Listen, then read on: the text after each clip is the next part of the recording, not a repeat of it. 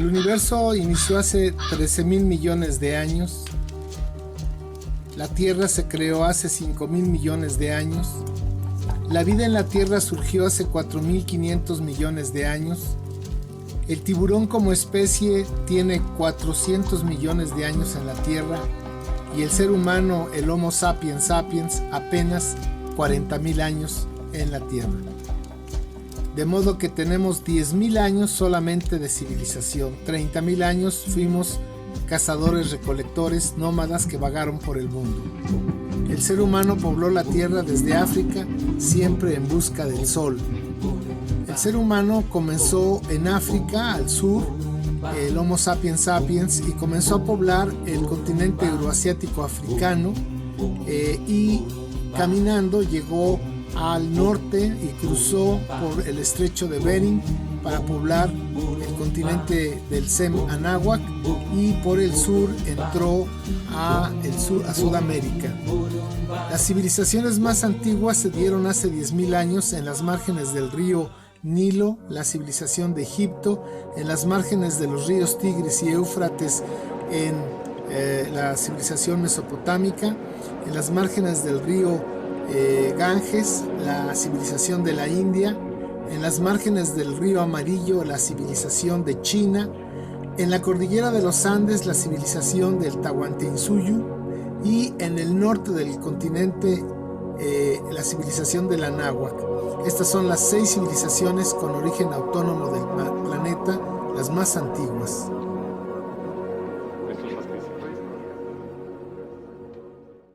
Entre el año 5000 y el 2500 antes de nuestra era, se consiguió domesticar un gran número de plantas, entre ellas el maíz, y animales como perros y guajolotes, lo que originó el asentamiento de aldeas permanentes. Durante el periodo preclásico, se desarrollaron 3 superáreas culturales que comprenden los territorios actuales del sur de los Estados Unidos de América, la República Mexicana y Centroamérica: Oasis América, Árida América y Mesoamérica. En esta última, se concentraron diversas culturas agrícolas que cultivaban maíz, frijol, calabaza y chile. En algunos sitios, se desarrollaron ciudades con vínculos políticos, comerciales, religiosos y bélicos entre ellas. Veamos un panorama general de Mesoamérica. Su historia empieza en el Preclásico. Entre los años 2500 y 1200 antes de nuestra era, se formaron las primeras aldeas, se consolidó la agricultura y se desarrolló la cerámica. Entre los años 1200 y el 400 antes de nuestra era, se realizaron obras de riego para el mejoramiento agrícola y se construyeron importantes centros ceremoniales con jerarquización social. De esta etapa destaca la cultura olmeca. Sus principales asentamientos son San Lorenzo, ubicado en el actual estado de Veracruz, y La Venta, en el actual estado de Tabasco, en donde se construyó la primera pirámide de Mesoamérica. Entre los años 400 antes de nuestra era y 200 de nuestra era, se consolidó la diversidad regional y la fundación de nuevos asentamientos. Entre ellos destacan Cuicuilco, ubicado actualmente en la Ciudad de México, y los inicios de Monte Albán, en el actual estado de Oaxaca, que al final del periodo tenía más de 15,000 habitantes. En el Clásico temprano surgieron grandes concentraciones urbanas, cuyo crecimiento fue posible gracias a la implementación de técnicas agrícolas intensivas. Estas ciudades contaban con fuerza de trabajo especializada y una amplia organización política regional. Además, desarrollaron entre sí relaciones de intercambio comercial lideradas por Teotihuacán, ciudad que entre el año 400 y 500 de nuestra era llegó a tener más de 150,000 pobladores. En esta etapa también se desarrollaron algunas ciudades mayas como Palenque, ubicada en el actual estado de Chiapas. En el Clásico tardío, destaca el auge y caída de ciudades como Cacaxtla y Xochicalco, así como el esplendor de varias ciudades mayas con avances importantes en arquitectura, astronomía, escultura y escritura. Paralelamente, desarrollaron una gran actividad militar. Al final de este periodo, gran parte de los asentamientos mayas fueron abandonados. siendo Calakmul y Toniná las últimas ciudades en ser deshabitadas.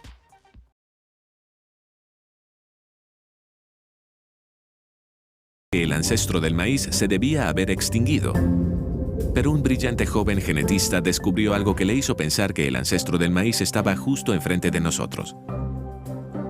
Su nombre era George Beadle. Beadle estaba estudiando una hierba de América Central llamada teosinte.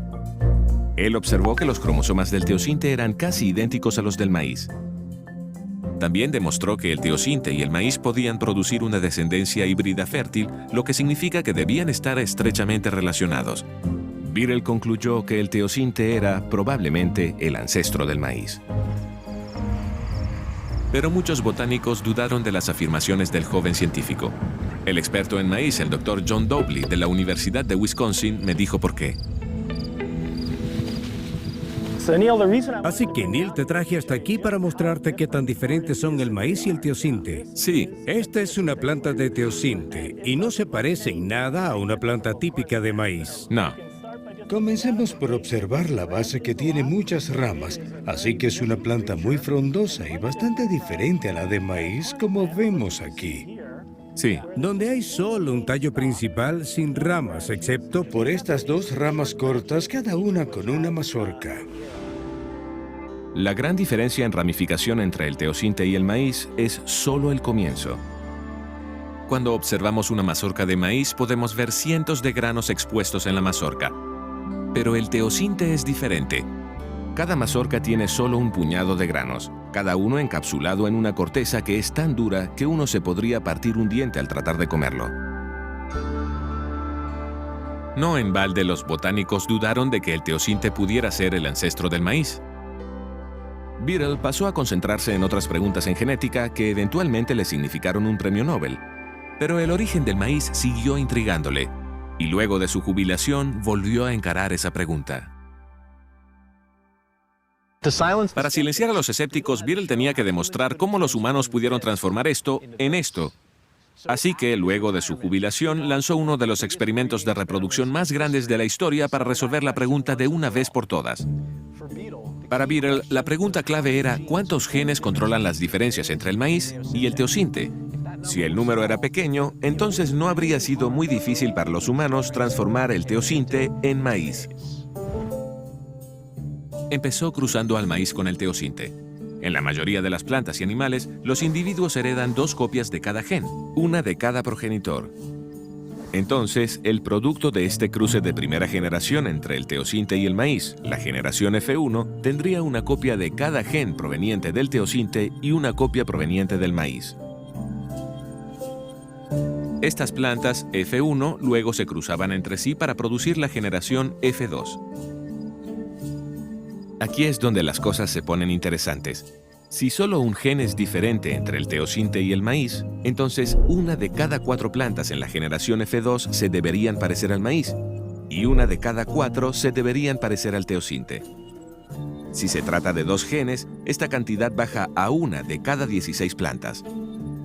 Para 3 genes es uno de cada 64 y así sucesivamente. Si hay más de 3 genes involucrados, Beadle iba a necesitar muchas plantas. Decidió cultivar 50.000 plantas F2 para este experimento. ¿Y qué descubrió? Aproximadamente una de cada 500 plantas eran idénticas al teosinte, y una cantidad similar eran idénticas al maíz.